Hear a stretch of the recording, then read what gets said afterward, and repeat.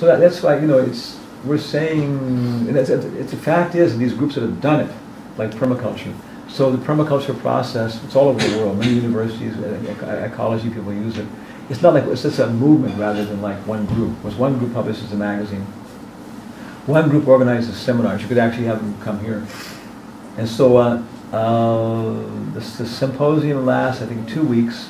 They take one property, and then they use it to show, like, animal protection, cows, trees, all the kind of things they deal with. And the people that, of course, that sponsor it, they get the benefit of having their property being, directly analyzed, where other people come to see, like, how they have to take it back to their property, how to use this. So the devotees, Sharanagati, they said, we'll sponsor one like that. And then that means you also have to feed all the other people that come and give them a place to put their tent, or a low-class dormitory. That's part of the agreement. We'll do it on yours, but you got to take care of all the other participants. And so the Skeeter Pilarski, Michael Pilarski, he's the president of the International Friends of Trees, a big ecology guy for 35 years. So he said actually it's interesting because a lot of people, they were kind of waiting to take it on your property because they also wanted to, like, have this Hare Krishna experience, so on. So every morning they have breakfast for everybody, vegetarian, prasadam.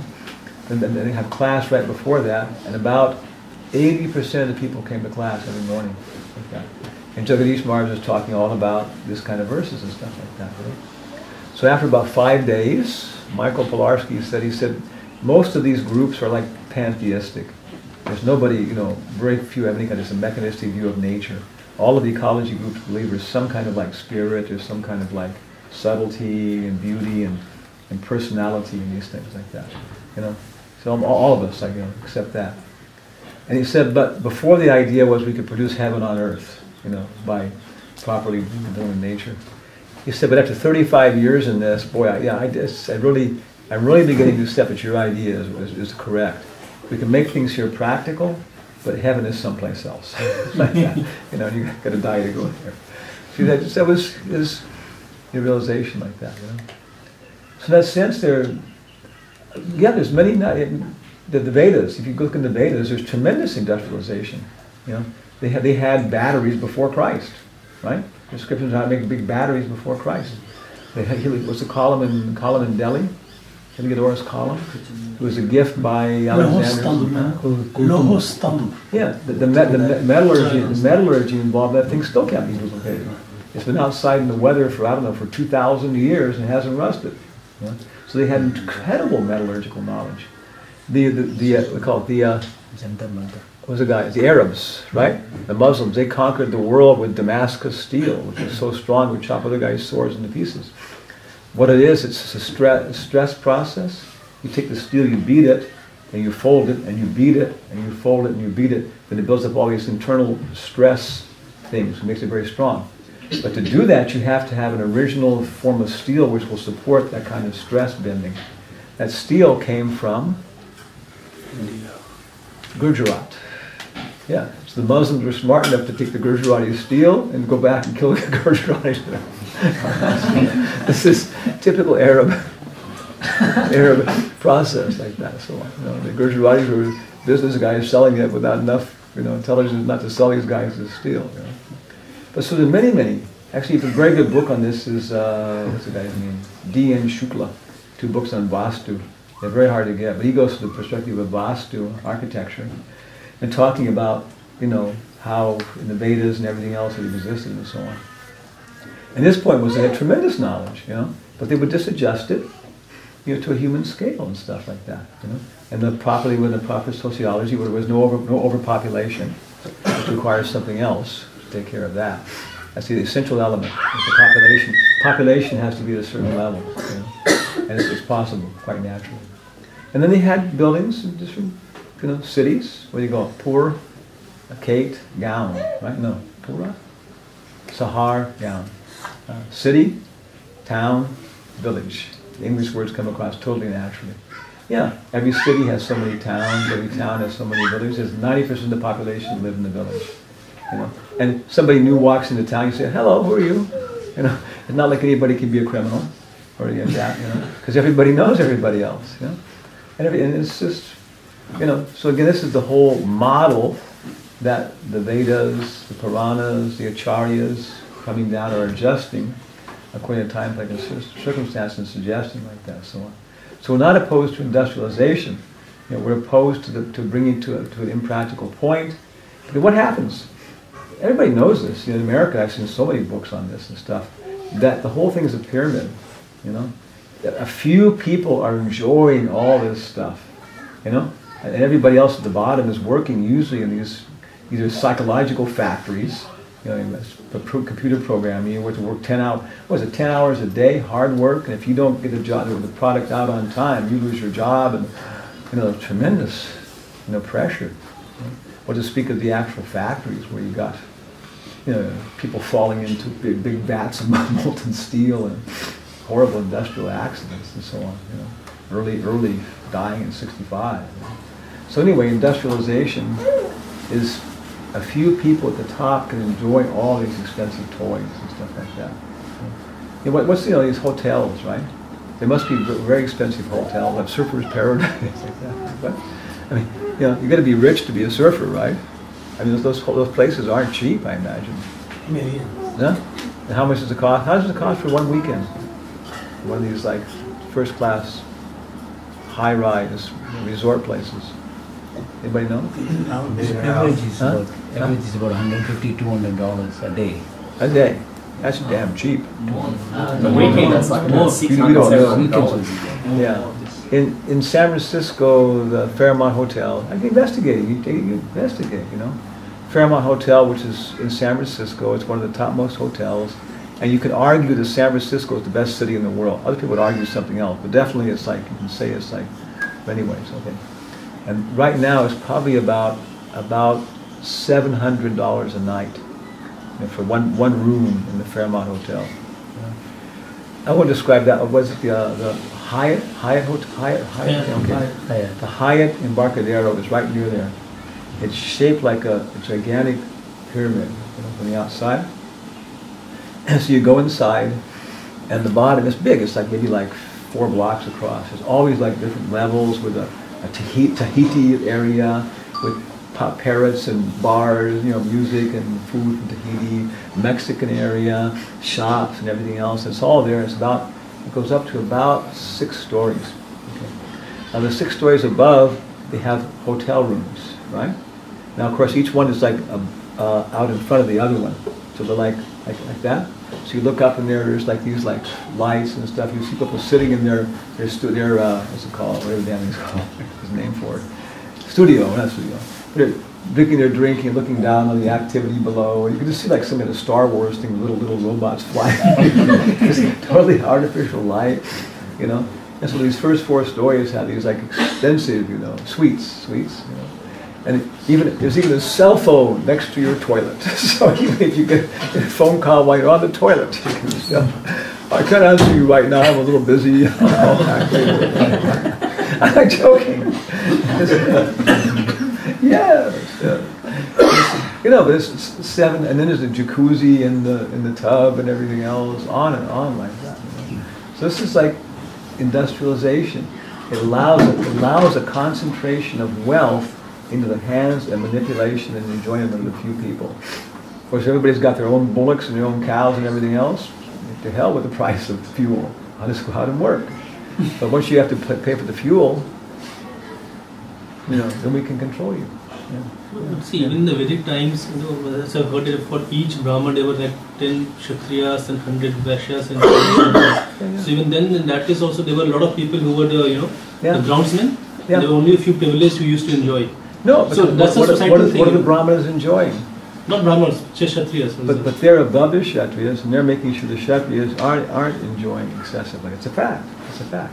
And that's part of the lack of the cultivation of the human spirit. In the end, Kshatriya's lifestyle, everybody else is saying, Hari Bol, Sahab. It's like that. Yeah. If you read, like, you can read the President of the United States. Have you ever seen pictures of, they have pictures of the guys entered as president when they came out. It's unbelievable.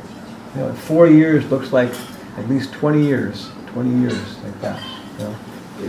Truman said it's the most glorious prison on earth. every single minute is like tied down. You have to meet these people, you got to deal with that. Now it's time for your recreation. You got 45 minutes served for recreation, back to work. You know. So real Kshatriya, Vedic culture, and again, that's the point. It has to be the culture. Otherwise, the economics and stuff won't work. He deserves, what he's getting like that and stuff. Sita was the princess, right? She had perfumed beds and best education and everything else. But when there was a little question of her character, she's the princess. She has to be above question, like that. So there are many, you get benefits, but at the same time, too, there are also very, very intense, responsibilities like that. So anyway, it's a big topic. And our point is chant Hare Krishna, take prasadam, and then intuitively make your investigation. So myself, I've been, like I said, I've giving you a lot of evidence from literature and things like that. And so I've, been doing some in this area. But really, our point is really in the age of Kali, this Gyan approach, Kalo Nasteva. It doesn't work so well. We give some people some idea, and if they want to try it out, okay, try it out. And come see our farm. Come stay on the farm. Sharanagati has really gone up like that. Everybody has their own little way of doing things, and they've learned to live with the animals, with the bears. They got along with the bears now, like that. That's a whole process. You can walk down the road, dirt road, heading someplace. Half a mile to get there. Some bears coming in the opposite direction. Everybody, I know those bears would protect people. Some baby was in trouble, those bears would protect them. Like that and stuff. Mother bear. We protect their cubs. Everybody knows. We're all here together. And then what they consider their greatest accomplishment, their greatest success, because they have many in terms of economic development and that kind of stuff, is that the children who grew up there, almost always what happens. It's like classical book story. Okay, they grow up, they get their kids together, playing everything else like that. They have animals, everything else. So they understand what sex desire is, because they see it in the animals. So it's very natural to deal with it and stuff, because you live with animals and stuff. And so, okay, this is my animal. Okay. So it's very natural to live together, grow up. And about 18, all the guys want to go off and see life for themselves. My father doesn't really know what life is. It's just okay. I'm going to go off. And they go off. And actually, I saw this. Actually, it was Rath Yatra. Jambavan, jumped off of his horse cart and ran over. He was embracing this boy during the whole festival. What's that sad? He said it's his son. He's been gone for 5 years like that. So they're writing and stuff. It's very common. Okay, and after 25 years old or something, 23, you come back and you realize that actually your father knew a lot more than you thought he did. Mark Twain has the whole story. He said, I talked to my father when I was 18 years old and very seriously about what is life. And I could see he didn't know much, and so I was going to go out and find out for myself. He said, I went everywhere. I was a sailor, traveled all over the world, had so many experiences. And I came back and I met my father again and talked about life at 22 years old. And I was surprised at how much the old boy had learned in 5 years.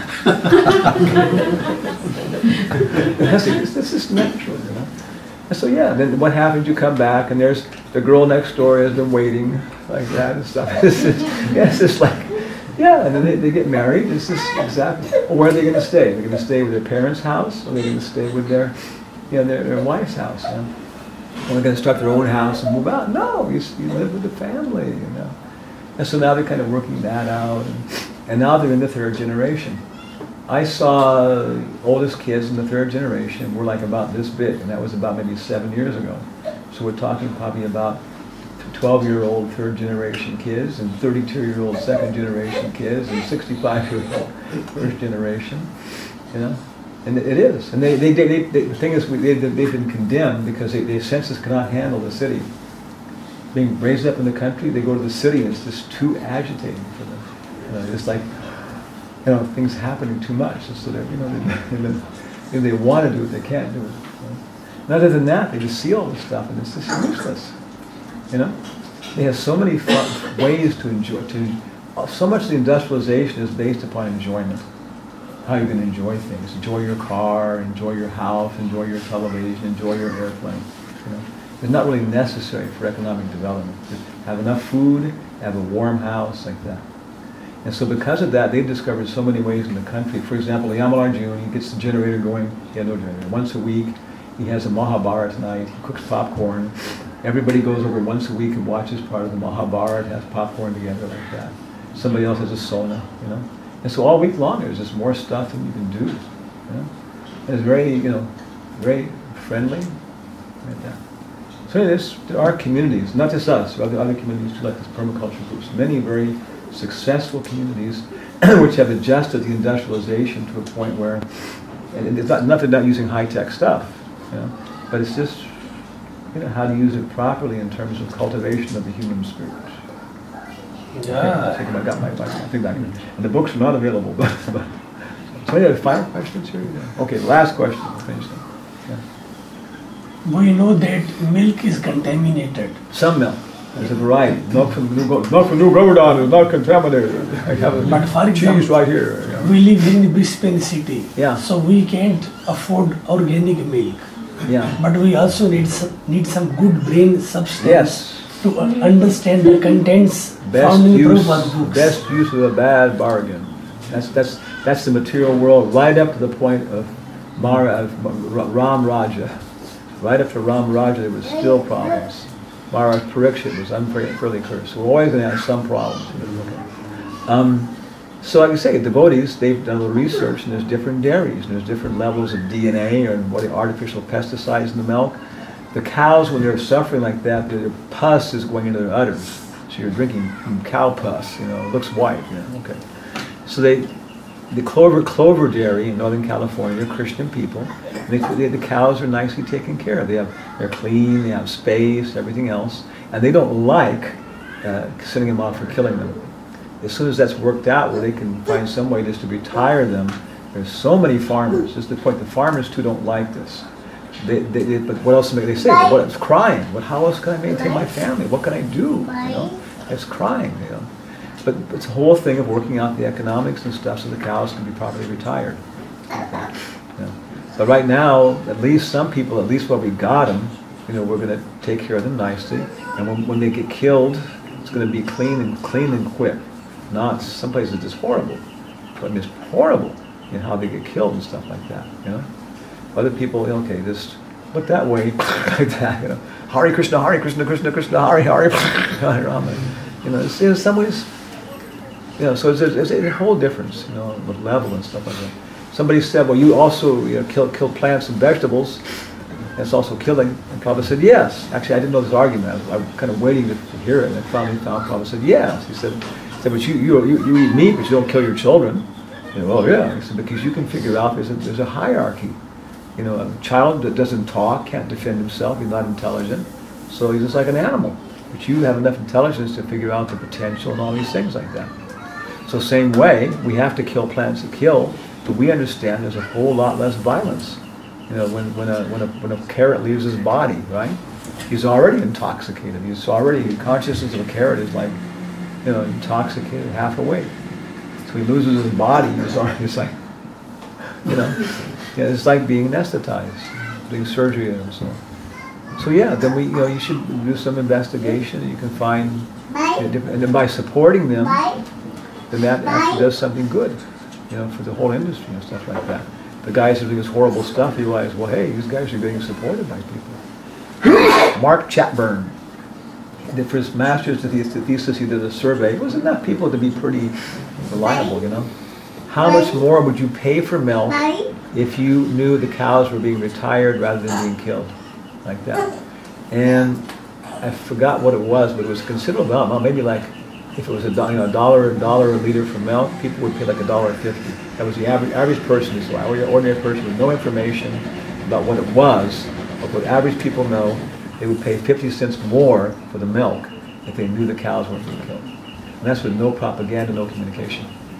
He also did another one at 20 cows. This thing normally, the number of deaths equals the number of births. 20 and the number of deaths equals the number of births. Okay. You can just say for theory purposes, half will be cows, half will be bulls. Okay. That means you got 10 cows. Okay. A cow naturally gives milk, happy cow, 1/3 of her life. Okay, that means we got 3 1/3 cows giving milk.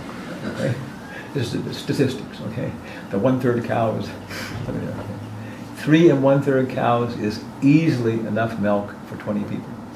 A happy cow, you cannot digest more than 1 cup of milk a day. You ever had like real milk from a happy cow? It's just, it's rich, you know, like that. And 1 a day is like for an adult. So basically 3 1/3 milkers is easily enough for milk for 20 families. Like that. So therefore, every family has to take responsibility for 1 cow. And if nothing else, they make really nice pets. But what happens if somebody takes care of more and somebody else takes care of, likes honey, and somebody, you know, the devotees making good money on herbs, organic herbs. I mean, good money. Once you just know what you're doing. Okay? Okay, so Prabhupada ki. Mataji ki. Back home, back to Raja. Shikan ki. All of this Hanuman Prasad Swami ki. Not too much.